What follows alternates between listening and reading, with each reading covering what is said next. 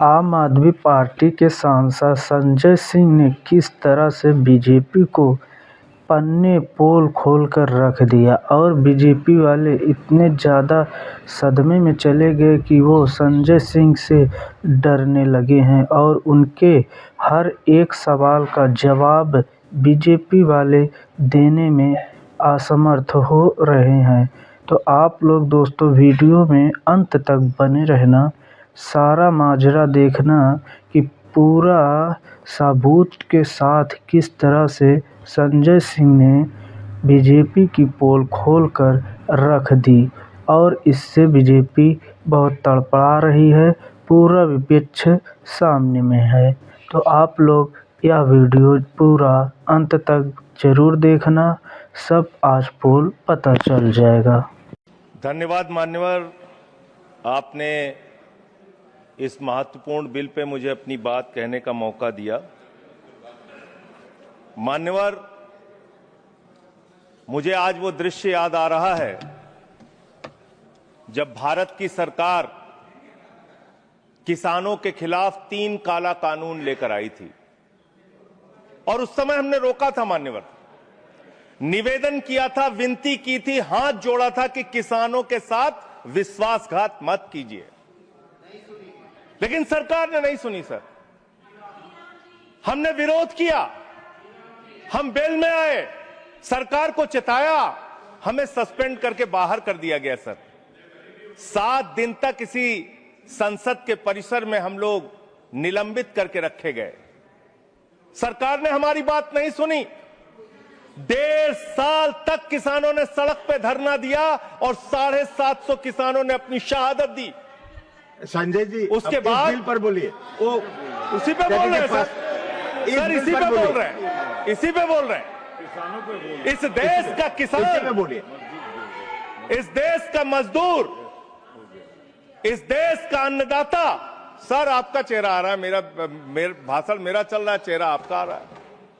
आपका इस देश का किसान, आपका आ रहा है, आपका आता है। इस देश का मजदूर, इस देश के करोड़ों लोग सड़कों पर उतरे, उनको खालिस्तानी कहा गया, पाकिस्तानी कहा गया, गोलियां चलाई गई, लाठियां चलाई गई, बड़े बड़े कील गाड़ दिए गए सड़कों पे।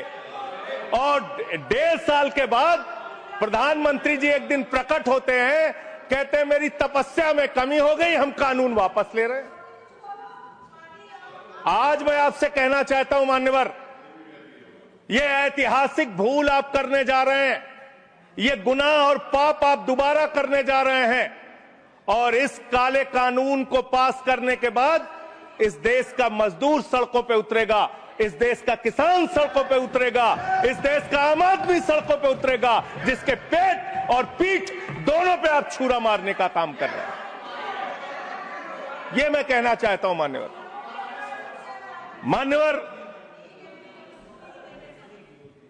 मान्यवर, यह बिल किस मंशा और उद्देश्य के तहत लाया गया है? इस बिल को आपने कह दिया जी राम जी बिल है, जी राम जी बिल है। भगवान श्री राम का नाम लेके कितना गुनाह आप अपना छिपाना चाहते हैं, कितना गुनाह छिपाना चाहते हैं? राष्ट्रपिता महात्मा गांधी से आपको क्या समस्या है मान्यवर? अरे वो राष्ट्रपिता महात्मा गांधी इतने महान है, इतने महान है, इतने महान है कि दुनिया के 80 देशों में उनकी प्रतिमा लगी हुई है मान्यवर, 80 देशों में।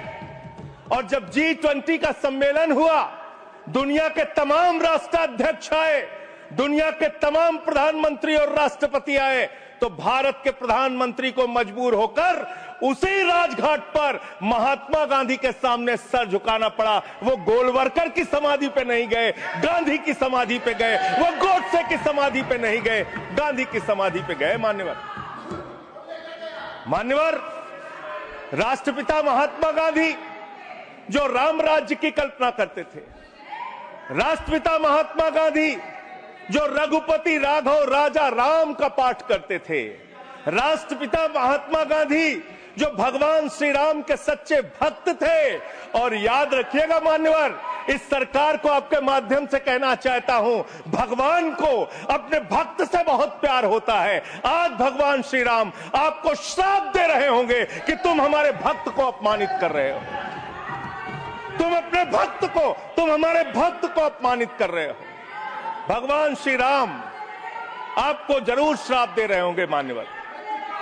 मान्यवर, मैं शिवराज सिंह जी चौहान कृषि मंत्री जी को अटल जी के एक घटना से याद दिलाना चाहता हूं, राम के नाम का महत्व।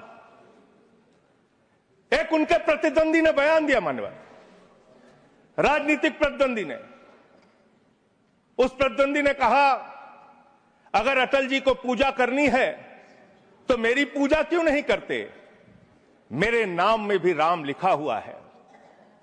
अटल जी ने उसको जवाब दिया, राम हमारे लिए मर्यादा के प्रतीक हैं, राम हमारे लिए आदर्श हैं, राम हमारे लिए आराध्य हैं, राम हमारे लिए देवतुल्य हैं। अरे राम वो हैं जो पिता का वचन निभाने के लिए 14 वर्ष तक वनवास में रहे। राम वो है जिसने लंका का नाश किया।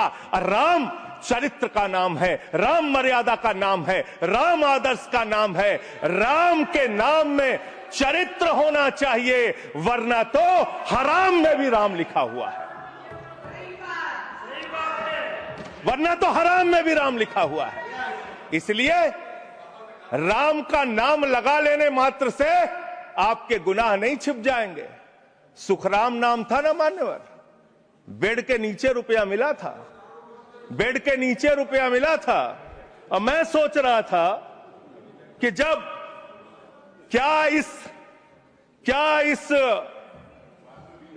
इस जी राम जी योजना से आप भगवान श्री राम का सम्मान कर रहे हैं या अपमान कर रहे हैं?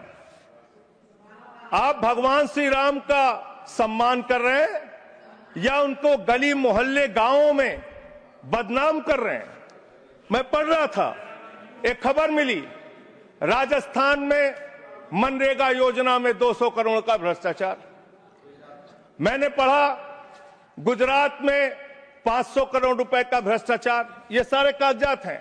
मैंने पढ़ा उत्तर प्रदेश में मनरेगा योजना में मजदूरों के नाम पे हजारों करोड़ का भ्रष्टाचार। हरियाणा में मान्य हजारों करोड़ का भ्रष्टाचार। सर योजना पे बोल रहा हूँ सर, योजना पे बोल रहा हूँ। सारा कागज चाहिए आपको, इनके भ्रष्टाचार का कागज चाहिए सर दे दूंगा, इनको दे दूंगा। लेकिन अब मैं सोच रहा था कि अब अगर चर्चा होगी तो क्या चर्चा होगी? लोग क्या कहेंगे? अरे भाजपाइयों ने जी राम जी योजना के तहत 1000 करोड़ का भ्रष्टाचार यूपी में कर लिया।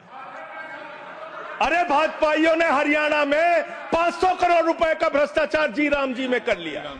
अरे भाजपाइयों ने महाराष्ट्र में जी राम जी के नाम पे करोड़ों का भ्रष्टाचार कर लिया। हाइपोथेटिकल बात कर रहे हैं। भाजपाइयों ने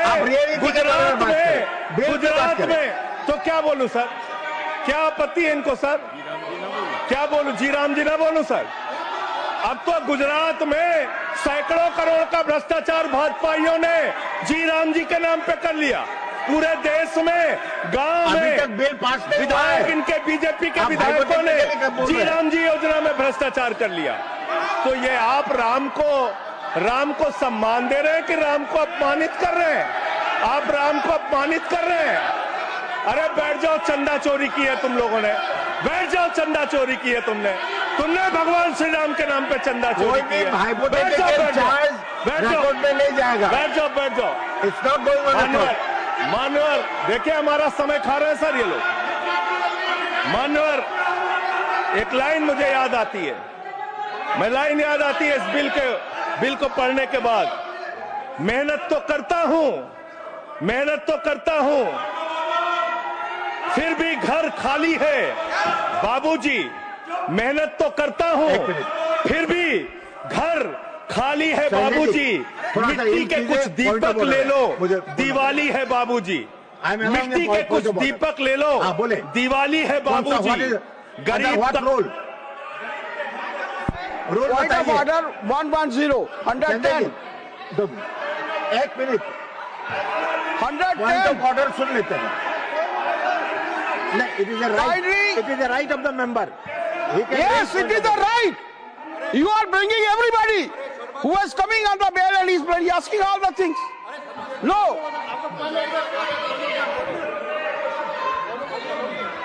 आप अंडर व्हाट रूल, अगर बिल के साथ या बिल से रिलेटेड नहीं है और रिकॉर्ड में नहीं जाएगा तब मैं बताइए। यही कहना चाहता हूं, kindly refer the scope of the आपको help नहीं डिबेट। किया। He is point of order crossing, मारे। he is crossing, honorable vice chairman साहब, he is crossing all the limits. There is no mention either he should speak against the bill or in favor of the bill. पहले उनको तो दे। Either मान्यवर बैठिए, either he should speak in favor of the bill or he should speak against the bill. He is not speaking against the bill, he is speaking against the Ram. How you can expect that we will agree to it? Rule बताइए, role.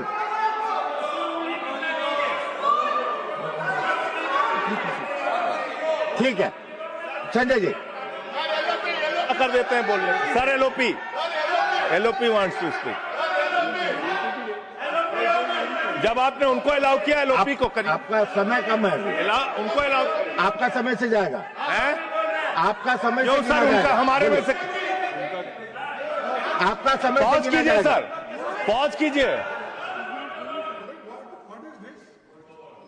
You asked me to stand. अभी नहीं, point of order मैंने सुन लिया है, देखिए, मैंने सुन लिया है। नो हाँ, वो देखिए, जो हाइपोथेटिकल बात है वो रिकॉर्ड में नहीं जाएगा, मैंने ऑलरेडी रूलिंग दे चुका है। बताइए, डिप्टी बोलिए। चेयरमैन साहब, आप बड़े सीनियर लीडर है और आप ये सब प्रोसीजर तो आपको मालूम है, फिर बताने की जरूरत नहीं है। लेकिन मैं आपसे विनती करता हूं कि जब वो खामोशी से बात कर रहे हैं और क्या मार रहे हैं क्या? देखिए, वो खामोशी से बात कर रहे हैं, सुनिए।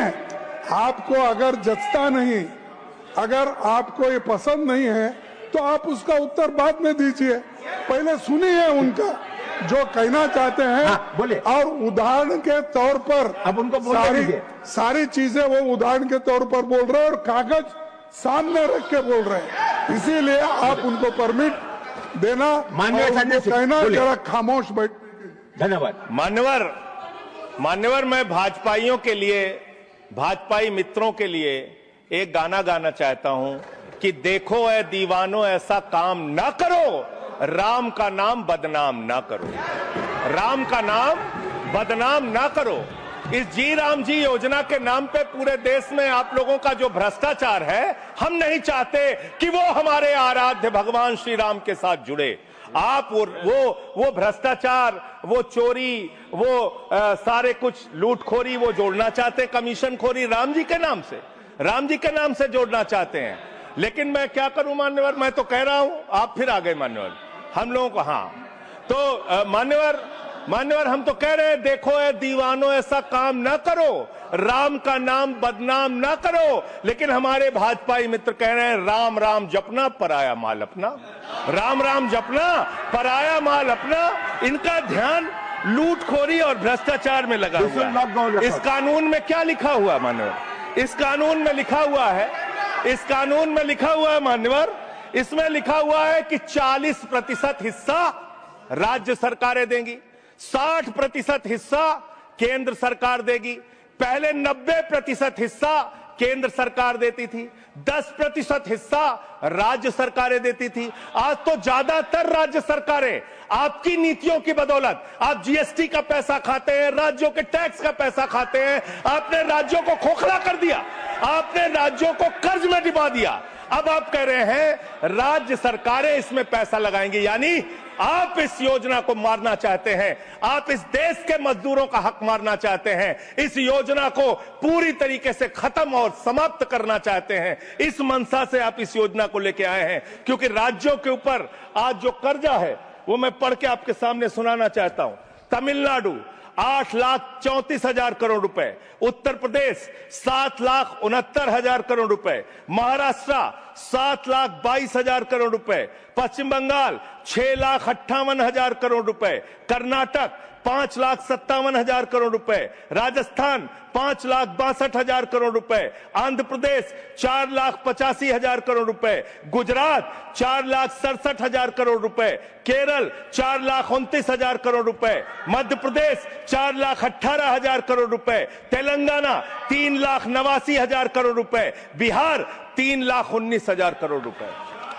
ये कर्जे में डूबे हुए राज्यों से, ये कर्जे में डूबे हुए राज्यों से आप ये कह रहे हैं कि 40% पैसा लगाओ, यानी कि सर आप ये हम बोल रहे हैं, कौन बोल रहा है सर? ये क्या हो रहा है? मैं आपसे पूछना चाहता हूं, राज्य जो कर्जे में डूबे हुए हैं, जो आप बोल रहे हैं वही रिकॉर्ड में जा रहा है। मान्यवर, मैं ये कहना चाहता हूं कि जो राज्य पहले से ही लाखों लाख करोड़ रुपए के कर्जे में डूबे हुए हैं, आप उनसे कह रहे हैं 40% पैसा आपको लगाना होगा। आप इस योजना में कह रहे हैं कि आप एरिया तय करेंगे, एरिया आप निर्धारित करेंगे कहां पे ये आपकी स्कीम लागू होगी या नहीं लागू होगी, इसको आप तय करेंगे। ये कितने 125 दिन की आप बात कर रहे हैं मान्यवर? आंकड़ा उठाकर देख लीजिए, मंत्री जी यहां पर मौजूद हैं। 100 दिन के रोजगार की गारंटी है मनरेगा योजना में, लेकिन औसतन पूरे हिंदुस्तान में 50 दिन से ज्यादा रोजगार आपने नहीं दिया। आपने मजदूरों के साथ धोखा करने का काम किया।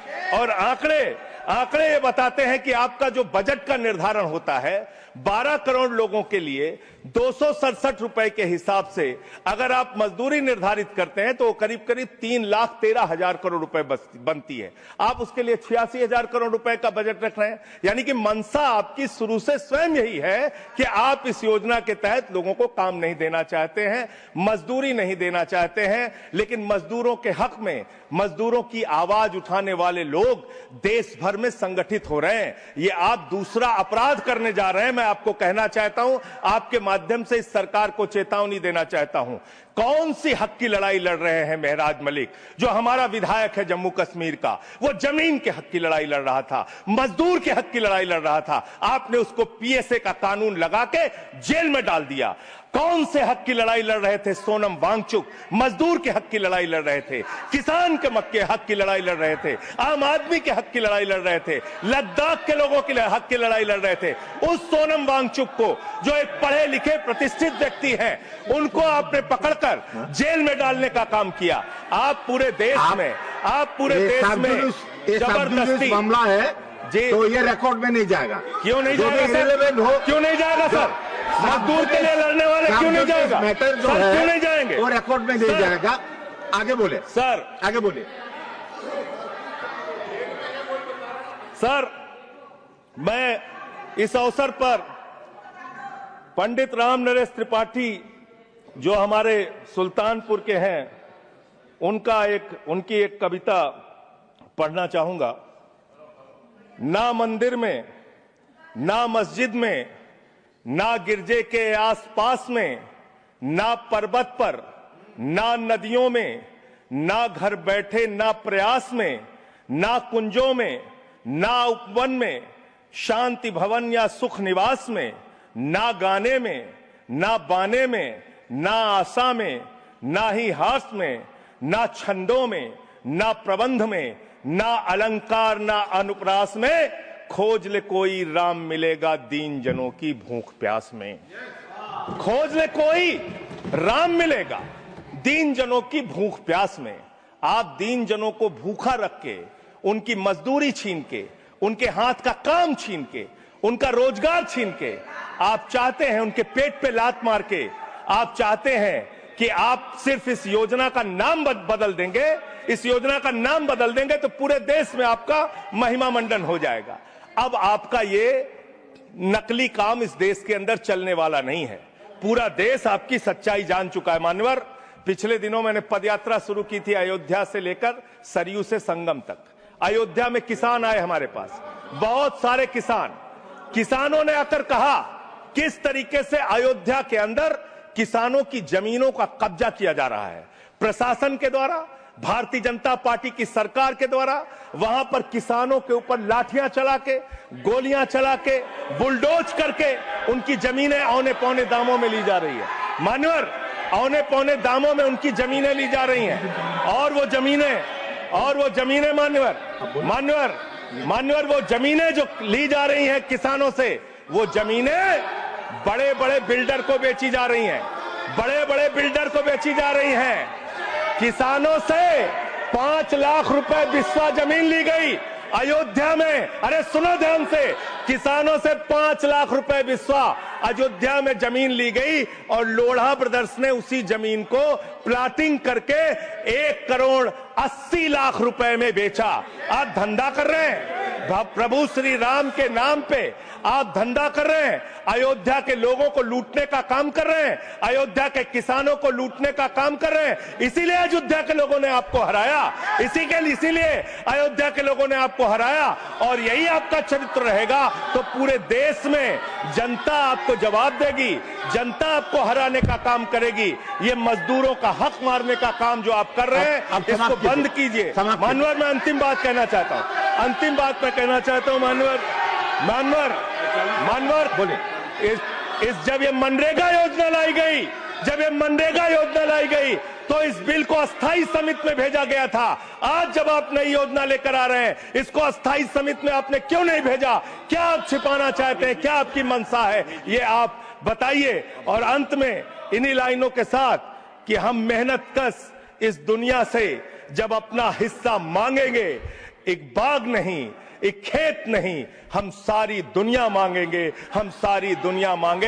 इस देश का मजदूर आपके खिलाफ खड़ा होगा, अपनी आवाज को बुलंद करेगा। इंकलाब जिंदाबाद, वंदे मातरम, जय श्री राम, धन्यवाद। जय श्री राम। कोई श्री राम का नाम नहीं लिया। श्रीमान एस निरंजन रेड्डी।